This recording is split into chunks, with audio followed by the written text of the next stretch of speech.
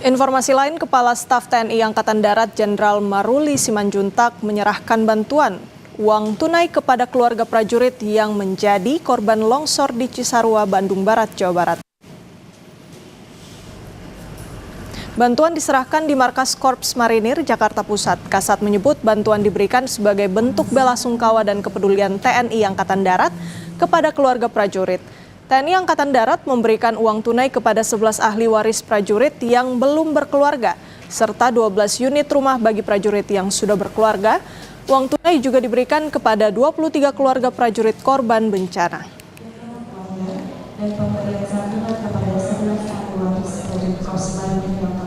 Ya, kami memberikan tali asi lah, tali asi ya. Untuk yang keluarga ada kita berikan rumah itu aja. Ya,